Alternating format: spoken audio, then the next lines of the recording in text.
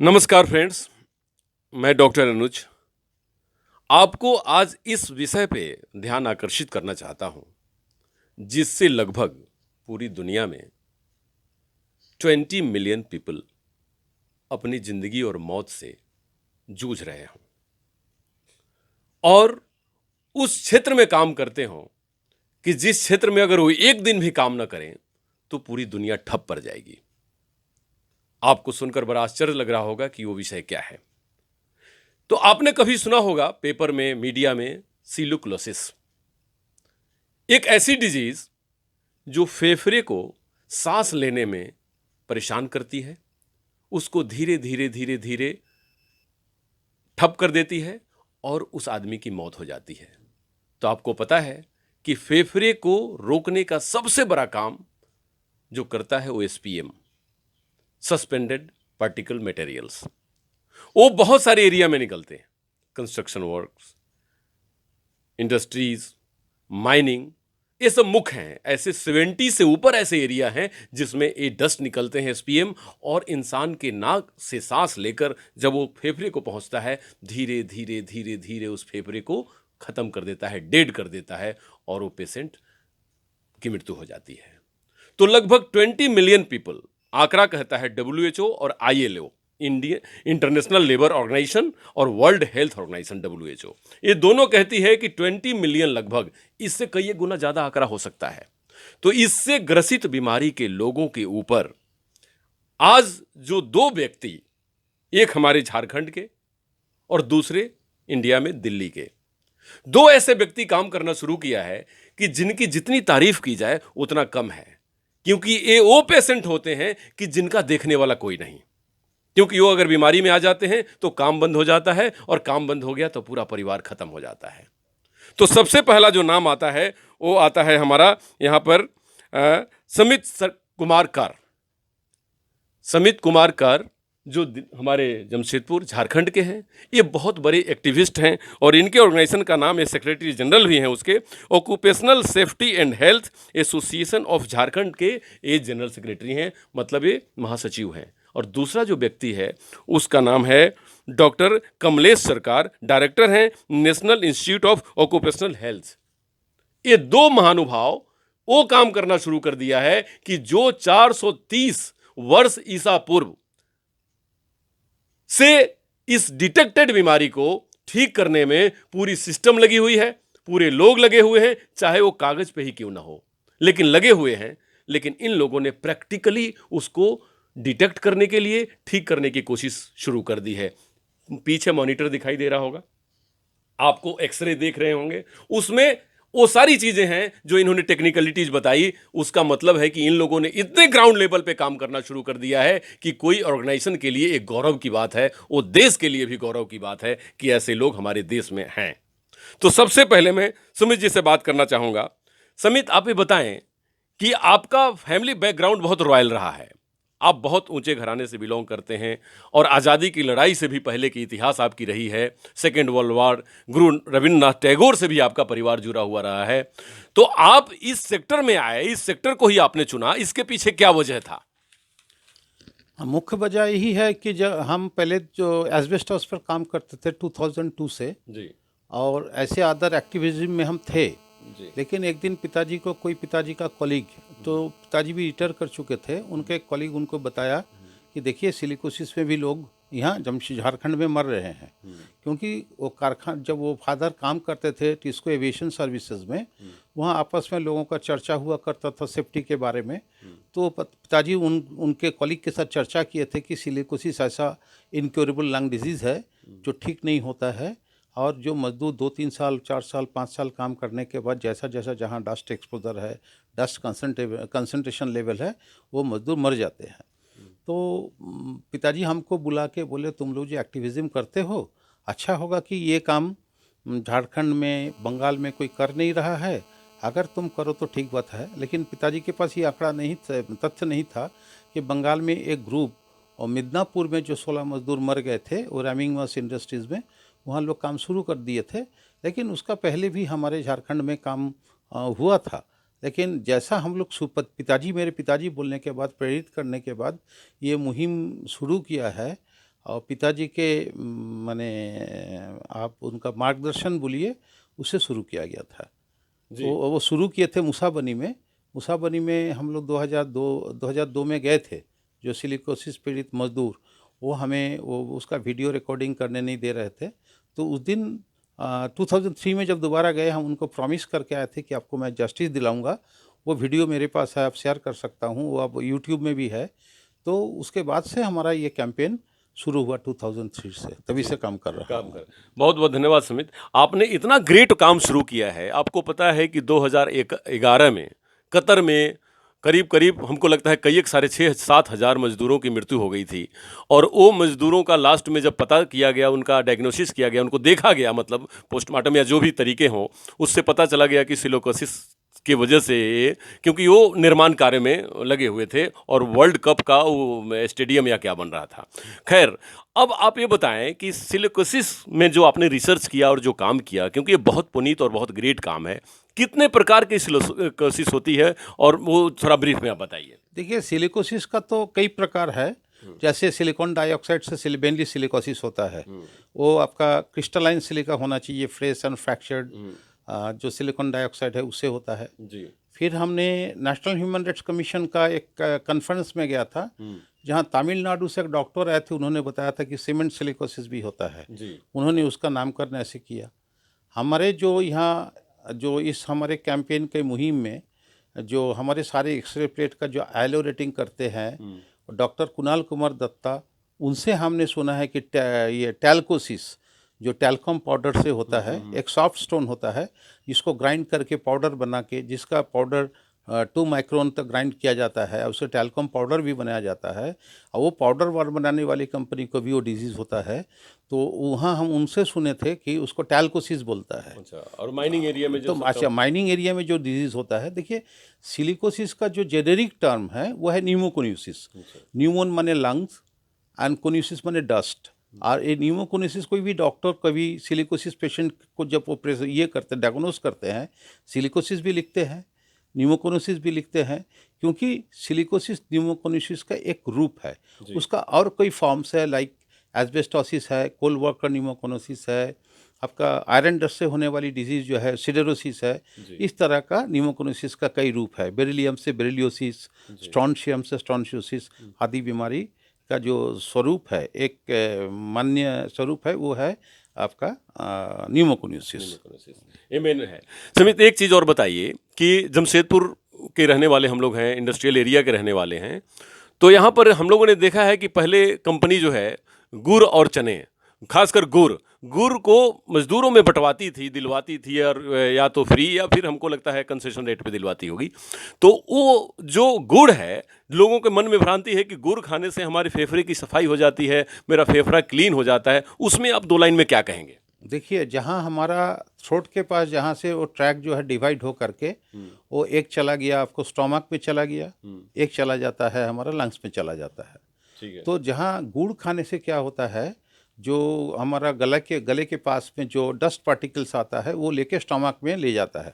लेकिन जिस ट्रैक से वो रेस्पिरेटरी ये आपका फेफड़ा में चला जाता है, लंग्स में चला जाता है, जा कर के वो एल्वियोली में माने वायुकोशीय थैला में डिपॉजिट होता है, वहाँ से निकालने का कोई गुंजाइश नहीं है। क्योंकि गुड़ खाने से गुड़ के साथ जो सट जाता है जो डस्ट, वो तो हमारा स्टमक से, हमारा स्टूल से निकल जाता है, वे आउट हो जाता है। लेकिन जो एल्वियोली में जो डिपॉजिट हो जाता है, वो जकड़ के रह जाता है, वो नहीं निकलता है। और होने का कारण क्या, ये जो डस्ट जो जब अंदर में चला जाता है, एल्वियोली के अंदर में एक फ्लूइड रहता है। उस फ्लूइड का काम होता है, जो डस्ट पार्टिकल जाता है उसको डिसॉल्व कर देता है और ऑक्सीजन को वो ब्लड के साथ मिक्स कराता है। यही तो लंग्स का फंक्शन है। लेकिन कंटिन्यूसली जब फाइन सिलिका डस्ट वो एल्वियोली के अंदर में जाने लगता है और वो जकड़ के रह जाता है, और वो डस्ट को वो डिसॉल्व नहीं कर पाता, जो अंदर में जो फ्लूइड रहता है एल्वियोली में, तब वो क्या करता है, डस्ट पार्टिकल को घेर के वो नोडुलर का शेप लेने लगता है और वो बड़ा होने लगता है, स्कार्स बनता है, फाइबर्स, और उसका जो एक्सट्रीम स्टेज है फाइब्रोसिस से होता है, फैलता है। इसका मेन कारण क्या होता है, ये लंग्स ग्रेजुअली स्टीफ होने लगता है, और जो लंग का जो फंक्शन है, जो ऑक्सीजन को हवा से सोखता है, वो जो टानता है, ये ब्रीदिंग उनका जो नहीं कर पाने के कारण उसका ये सांस का प्रॉब्लम दिखाई देता है, तकलीफ होता है। तो इसीलिए मेन प्रॉब्लम है कि उनका जो फेफड़ा जो है वो स्टीफ हो जाता है, संकुचित प्रसारित नहीं हो पाना, ये एक कारण है। लेकिन मुख्य कारण है कि वो सिलिकोसिस जो होता है वो एक जो डस्ट जो इनहेल करने के बाद जो डिपॉजिट हो जाता है फेफड़े में जा कर के एल्वेओली में डिपॉजिट हो जाता है, लंग स्टीफ हो जाता है, एक वजह है। और उसके भी पीछे अगर जाएंगे कारण है जो कारखाना में असुरक्षित अनसेफ वर्क प्लेस है, जहाँ प्रिवेंशन पर ध्यान नहीं दिया जाता है। क्योंकि मैं आपको बता रहा हूँ, देखिएगा वहाँ जो प्लेट लगा हुआ कुणाल कुमार सिंह का एक्सरे प्लेट, उनका जब हम clinical history occupational history document कर रहे थे, उन्होंने बताया कि 4 साल काम किया। 4 साल में उन्होंने 2 घंटा 3 घंटा करते थे, आपका ऑफिस वर्क करते थे, कंप्यूटर ऑपरेटर का काम करते थे। बाकी समय जो है वो प्रोडक्शन में उस सुपरवाइजरी का काम करते थे, जिसके चलते उनको सिलिकोसिस हो गया है। तो उन्होंने जो बताया इंटरव्यू के समय, मैं आपको उसका वीडियो इंटरव्यू शेयर करूँगा, वो बार बार बोल रहे थे कि एनवायरमेंटल पूरा पोल्यूट हो जाता है फैक्ट्रीज के अंदर में, और कि 2-3 लेयर का भी वो N95 मास्क चढ़ाने के बावजूद, 3 मास्क एक साथ पहनने के बावजूद भी उसका वो प्रॉब्लम सॉल्व नहीं हुआ। जो बात हमारी संस्था पहले से बोलते हुए आ रहा था कि प्रिवेंशन की बात जो हम करते हैं, प्रिवेंशन एक बार बीमारी हो जाने से इसका कोई रोकथाम की कोई उपाय नहीं है। और उसका जो उसका एक्सपेक्टेंसी ऑफ लाइफ, कुछ आयु ऑक्सीजन थेरेपी से बढ़ाया जा सकता है, इससे और कुछ नहीं। और लेकिन उपाय जो है, एकमात्र जो उपाय हमको दिखता है वो है कि जो इस ढंग का जो डस्ट जनरेटिंग यूनिट जो है, जहाँ धूल उत्सर्जन होता है, सिलिका धूल उत्सर्जन होता है या आयरन डस्ट उत्सर्जन होता है, उस सारे इंडस्ट्री को फुल्ली मैकेनाइज करना होगा। ये जितना भी मुसाबनी, डुमुरिया, धलबुंगर, पोटका, ये जो मजदूर के करीब पिछले 20 साल से करीब कई हज़ार लोग मर गए। आपका आदितपुर इंडस्ट्रियल बेल्ट में 2000 से अधिक लोग मर गए। ये सारे मैं जिला के आंकड़ा नहीं दे रहा हूँ, कई 2, 4, 5 इंडस्ट्री की बात मैं बोल रहा हूँ। मतलब फुल्ली ऑटोमाइज हो, हाँ, फुल्ली ऑटोमेटिक हो सिस्टम, वो स्टोन फीडिंग से लेकर के आपका finished product mixing and packaging तक हो। क्योंकि डस्ट एक बार इनहेल करने से आपका वो प्रॉब्लम सॉल्व नहीं हो सकता है, ट्रीटमेंट से उसका कोई सोल्यूशन नहीं है। हाँ, मतलब तो हाँ, ये यही है, वो उसका कोई सोल्यूशन नहीं है, एकमात्र उपाय है करना होगा। और डॉक्टर सरकार ने, जो national institute of occupational health के जो डॉक्टर है डॉक्टर कमलेश सरकार, उन्होंने एक किट विकसित किया है। वो है बायोमार्कर किट, जिसको आप बोल सकते हैं CC16 एक प्रोटीन है जो हमारा लंग से वो सिक्रीशन होता है। तो जिसको सिलिकोसिस है या टीबी है, एक ड्रॉप ब्लड से वो पता चलेगा कि जो CC16 प्रोटीन वो नीचे आएगा, वो आपको 16 से वो 12 में आ जाएगा। तो जब 12 में आ जाएगा तब आप अंदेशा लगा सकते हैं कि फलाना व्यक्ति जो है, ये फलाना वर्कर जो है, वो सिलिकोसिस से आक्रांत है, टीबी से आक्रांत है। ये हम लोग देखा है, हमारा भी है, डॉक्टर सरकार का भी यही मानना है कि पहले लोगों को सिलिकोसिस होता है और उसके बाद वो टीबी से ग्रसित होता है। क्योंकि डॉक्टर कुणाल दत्ता बता रहे थे हमारे एक सेमिनार में, वर्कशॉप में, कि उन्होंने डॉक्टर जॉन हंटर, जो एक मेडिकल जो एक्सपर्ट है ऑक्यूपेशनल डिजीज़ का, उनका कहना है जिसको टीबी होता है, सॉरी सिलिकोसिस होता है, सिलिकोसिस जो है 15 टाइम्स ससेप्टिव टू ट्यूबरक्लोसिस, वो ट्यूबरक्लोसिस के रिस्क में रहता है सिलिकोसिस पीड़ित। और टीबी से वो आक्रांत हो जाते हैं, टीबी एसोसिएटेड हो जाता है सिलिकोसिस। सुमित, आपने बहुत अच्छी बात बताई कि बिल्कुल, मतलब इसका कोई मेडिसिन विकसित नहीं हुआ है, अभी तक कोई दवाई की खोज नहीं हो पाई है, और फुल्ली ऑटोमाइज पूरा प्रोसेसिंग सिस्टम, माइनिंग या इंडस्ट्रीज या जो भी हमारे पास खास करके जो बिल्डिंग निर्माण कंस्ट्रक्शन है, वो सब चीज़ को करना तो बहुत दूर की कौड़ी लगती है। ये सब करना हमको लगता है कि बहुत अभी काफ़ी टाइम लगेगा उस सब चीज़ों को करने में, और उसके ऊपर लेकिन प्रिकॉशन लिया जा सकता है। प्रिवेंशन जो है ना, वो बहुत ज़रूरी है इस चीज़ को करने के लिए। तो ये बहुत अच्छी ये बात आपने बताई, कोई दवाई नहीं खोजी गई है। तो इसको करने के लिए हमें बेसिकली 2 बातों का ध्यान रखने की आवश्यकता है कि ऑक्सीजन ज़्यादा से ज़्यादा जहाँ पे हो, पेशेंट या जो भी पीपल हो, उनको ऑक्सीजन प्रोन एरिया में ज़्यादा से ज़्यादा समय बिताने की आवश्यकता है, जहाँ तक मेरा मानना है। आप ये बताइए कि जिसको निमोक्लोसिस या ये जो क्लोसिस हो जाता है, सिलोक्लोसिस, इनके 2, 3, 4 सिम्टम क्या क्या हैं? आप वो नटसेल में बताइए। सिलिकोसिस जो पेशेंट है, उनको उनका जो सबसे पहले हम लोगों को, हमारा जो ऑब्जर्वेशन है, सबसे पहले हमने देखा कि उनका चेस्ट पेन होता है, ठीक है। उसके बाद थोड़ा थोड़ा थकावट होता है, थोड़ा थोड़ा हल्का थकावट होता है, फीवर होता है, और उसको ब्रीदिंग ट्रबल होने लगता है। उसके बाद चलने में दिक्कत होता है। जैसे अभी डॉक्टर कुणाल कुमार सिंह, वो चल नहीं पाते हैं लगातार, वो वॉशरूम तक ही जा पाते हैं, और कोई 5 kg का बाल्टी बाकेट से वाटर उठा नहीं पाते हैं, चापाकल पंप नहीं कर सकते हैं, ट्यूबवेल पंप नहीं कर सकते हैं, ये सारा है। और क्या क्या सिम्टम्स हैं?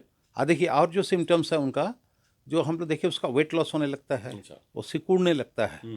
दूसरी बात है कि उनका जो ये जो कान है, नाक है, ये जो है ना ब्लूइश कलर का ये होता है, मतलब कान और नाक के टिप पे ब्लू होना शुरू। थोड़ा ब्लूइश कलर जैसा लगता है, और उसका ना पेल हो जाता है कलर। हाँ, हम लोग देखा, बहुत गोरा आदमी का भी कलर में लगता है कि एक चेहरा में, और जितना उसका वेट लॉस होता है, दुबला होना एक बात है, लेकिन वो जो उसका जो एक असर होता है, उसका फेफड़ा का जो खराब है कंडीशन है, आप उस आदमी को देख कर भी ये पहचान सकते हैं, उसका ऑक्यूपेशनल हिस्ट्री से आप उसको ये कर सकते हैं कि ये आदमी का सिलिकोसिस हुआ होगा। अच्छा, मतलब कि ये रैपिड वेट लॉस होने लगता है, ये 4-5 चीज़ें हैं।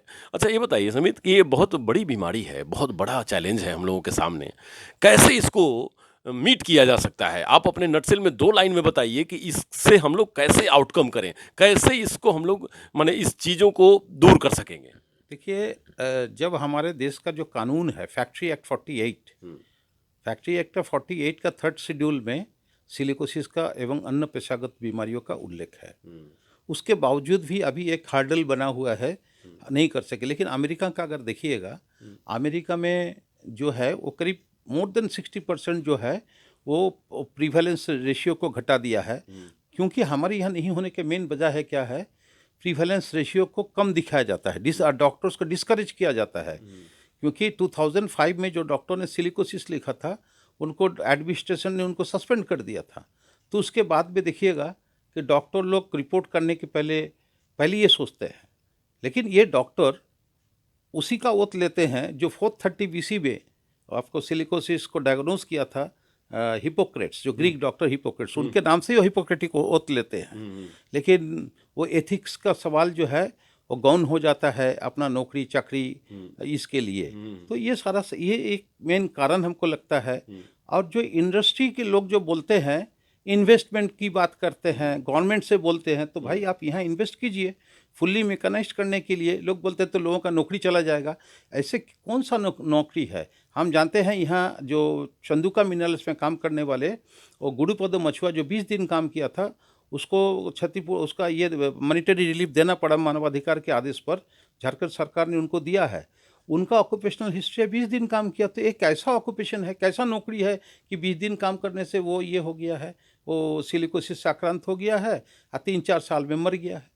नहीं, मुख्य बातें समीर बताइए कि आप क्या आपके नज़र में क्या है कि ठीक होना चाहिए? अगर ऐसा हो जाए तो ये इस बीमारी से निजात पाई जा सकती है। सबसे बड़ी बात है कि जिन उद्योगों में जहाँ डस्ट प्रोन इंडस्ट्रीज़ है, डस्ट प्रोन इंडस्ट्रीज़ में जो वर्कर को बहाली किया जाएगा, उनको मॉनिटरिंग बहुत ज़रूरी है, और वो बहाली से शुरू होगा।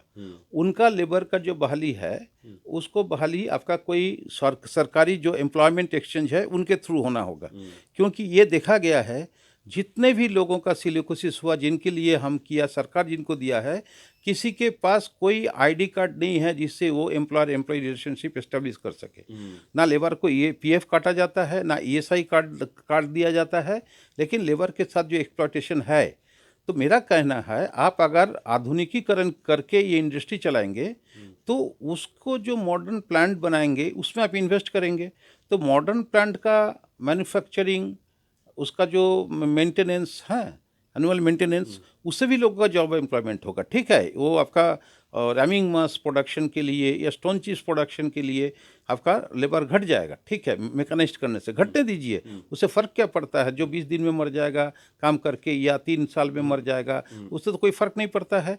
तो हमको लगता है फुल्ली मैकेनाइज्ड कीजिए, और रेस्पिरेटर प्रोवाइड करना चाहिए। माइंस के अंदर में अगर वर्कर्स काम करने जाते हैं तो उसको ऑक्सीजन सिलेंडर दीजिए, रेस्पिरेटर्स दीजिए, सो दैट वो काम कर सके। कंटिन्यू तो काम नहीं कर सकता है, रेस्पिरेटर्स लेके वो बाहर आके काम फिर करेंगे, फिर रेस्ट लेंगे, फिर काम करेंगे। और जहाँ जहाँ ये हो रहा है, उसका एकमात्र ये है उपाय है कि वो इंजीनियरिंग डिवाइसेस के साथ ही आप सिलिकोसिस जो सिलिकोसिस का स्रोत है, धूल उत्सर्जन को कंट्रोल करके ही आप सिलिकोसिस से निजात पा सकते हैं, नहीं तो आप कोई अदर उपाय नहीं है, कोई ट्रीटमेंट ही नहीं है। अच्छा, बिल्कुल बिल्कुल समीर, बहुत अच्छी बात कही आपने। एक अच्छा, बात मैं बताना चाहता हूँ, डॉक्टर साहब ने जो किट विकसित किया है उससे डिटेक्शन पॉसिबल है। हाँ। तो डिटेक्शन सिलिकोसिस होने के बाद डिटेक्शन होगा, उससे क्या फ़ायदा होगा कि आप उनको वो ऑक्यूपेशन से उनसे निकाल दीजिएगा कि भाई आप ये खदान में मत काम मतलब कीजिए। प्रिवेंशन है, एक रुकावट नहीं, वो प्रिवेंशन नहीं, पहले तो सिलिकोसिस हो गया तब ना डिटेक्ट हो जाएगा सिलिकोसिस। तो सिलिकोसिस एक बार होने होने हो जाएगा। सिलिकोसिस एक प्रोग्रेसिव डिजीज है, ये एक्सीलरेटेड डिजीज है, माने वो लगातार बढ़ने वाली डिजीज है, बढ़ते रहेगा। वो कोई दवाई से कम हो नहीं होएगा। वो कितना बढ़ेगा, कैसे बढ़ेगा, डिपेंड करता है वो मजदूर जो है कितना डस्ट एक्सपोजर में काम किया हो, उस पर निर्भर करता है।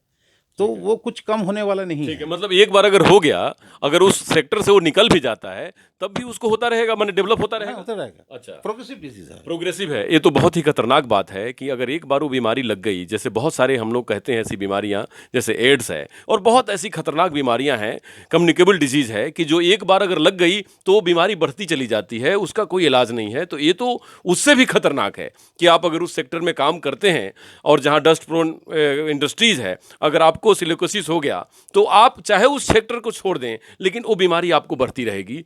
इस पर बहुत ही ज़्यादा ध्यान देने की ज़रूरत है, क्योंकि इससे प्रभावित होने वाले लोग हमारे भारत के लगभग 40 से 45-50% वो मजदूर हैं, वो लोग हैं कि दिन रात इस देश को और इस दुनिया को बनाने में लगे रहते हैं। ये वो लोग हैं कि जो मेडिकल पे या अपने स्वास्थ्य संबंधी सुविधाओं पे 10,000 20,000 रुपए खर्च नहीं कर सकते। चाहे आज सरकार योजना चला रही हो 5 लाख रुपए का हेल्थ बीमा का या स्वास्थ्य के इलाज का, वो एक सपोर्ट हो सकता है, लेकिन अगर ये बीमारी लग जाती है तो शायद वो 5 लाख रुपए बहुत कम पड़ेंगे उनके परिवार के लिए और उनकी बातों के लिए। मैं लास्ट में समित लास्ट सवाल पूछना चाहता हूं, लास्ट बातें आपसे करना चाहता हूं, लास्ट एक क्वेश्चन पूछना चाहता हूं। ऐसे तो बातों का सिलसिला चलता रहेगा कि आप ये बताएं कि आप मजदूरों को क्या कहेंगे जो उस सेक्टर में काम करते हैं। इंडस्ट्री के लिए तो आपने बता दिया, लेकिन उन मजदूरों के लिए क्या कहेंगे जो इस सेक्टर में जुड़े हुए हैं, काम कर रहे हैं, क्योंकि रोजी रोटी का सवाल है। अगर वो छोड़ देंगे तो भूखों मरेंगे, अगर काम करेंगे तो धीरे धीरे तिल तिल कर मरेंगे। आप उन सबों के लिए क्या कहना चाहते हैं? देखिए, हम जिस क्षेत्र में मोस्टली हमारा है कोल्हान क्षेत्र में, वहाँ हम देखा वो लोग किसान भी है और फैक्ट्री वर्कर्स भी है।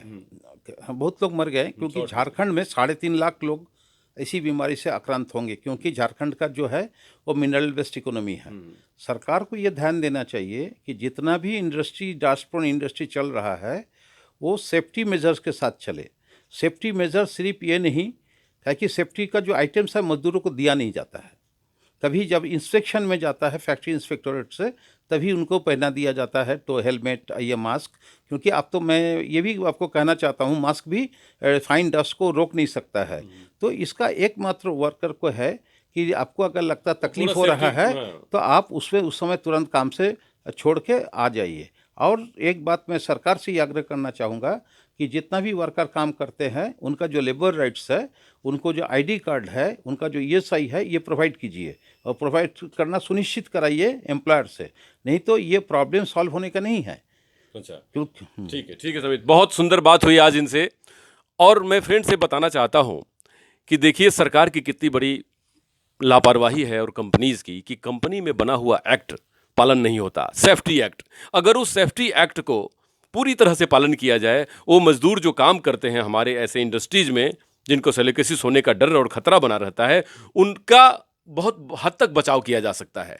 तो अगर उस एक्ट को पालन किया जाए उससे बचाव हो सकती है। दूसरा चीज कि ऑक्सीजन प्रोन एरिया में या ऑक्सीजन से संबंधित जो भी इक्विपमेंट है उनको प्रोवाइड किया जाए, जिससे कि वो बचाव कर सकते हैं, अपने आप को बचाव कर सकते हैं। और गवर्नमेंट को खासकर ये बात ध्यान रखने की जरूरत है कि जो भी प्राइवेट कंपनीज या सरकारी कंपनी या जो भी पीपीपी मोड पे काम करने वाली कंपनी उस सेक्टर में काम करती है, तो एक एक मजदूर का मॉनिटरिंग टाइम टू टाइम उसका होता रहे। जो इन्होंने समित ने बताया कि मॉनिटरिंग ही इस बीमारी का बचाव का एक जरिया है, कि जो डॉक्टर साहब ने किट को जो निजात किया है, वो किट सिर्फ ये बताता है कि आपको हो गया है, लेकिन होने के बाद उसका रुकावट नहीं है, उसका बचाव नहीं है। मतलब आपको सिर्फ डिटेक्ट कर देगा कि आपको हो गया है। तो सरकार की जरूरत है कि आप एक एक हमारे श्रमिक को मॉनिटर करें, उनकी मॉनिटरिंग करें और जितनी इंडस्ट्रीज है उन सब को ये बताएं कि पूरी तरह सेफ्टी रूल का पालन होना चाहिए, अदरवाइज उनकी लाइसेंस को रद्द कर देना चाहिए, क्योंकि जिंदगी और जान से बड़ी चीज कोई नहीं होती। इंसान को जिंदगी देने का काम भगवान करता है, लेकिन इंसान की जिंदगी लेने का काम हमारे इस धरती के हैवान कर रहे हैं, जो अपनी इंडस्ट्री चलाते हैं और हमारे श्रमिकों का, हमारे लोगों का धीरे धीरे धीरे धीरे उनको मृत्यु के काल के गाल में धकेलने की कोशिश करते हैं। तो सरकार को भी जिम्मेवारी है, यूनियन लीडर्स की भी ये जिम्मेवारी है और हम सब लोग जो समाज के नागरिक हैं, हम सबों की जिम्मेवारी बनती है कि उस सेक्टर पे काम करें। और डॉक्टर समित या समीर, मैं इनको तो डॉक्टर इसलिए कहता हूं कि मैंने अपने तरफ से इनको मानद उपाधि दे दिया है, क्योंकि इन्होंने वो काम कर दिया है जो हजारों डॉक्टर नहीं कर सकते। उन्होंने एक बहुत बड़ा काम कर दिया है। तो मैं समित से कहना चाहूंगा कि समित, आप जैसे लोगों को बहुत प्रोटेक्ट और ज्यादा से ज्यादा प्रमोट करने की जरूरत है और आपको इस देश और पूरी दुनिया के लिए बहुत काम करने की जरूरत है। हम सब लोग आपकी मुहिम में हैं और आपकी मुहिम इस देश के लोगों की रक्षा के लिए है, उन श्रमिकों की रक्षा के लिए है, उस भारत मां के लाल की रक्षा के लिए है कि जो हमारे देश और दुनिया के बनाने में अपने खून पसीने को लगाते हैं। नमस्कार डॉक्टर अनु शर्मा की तरफ से।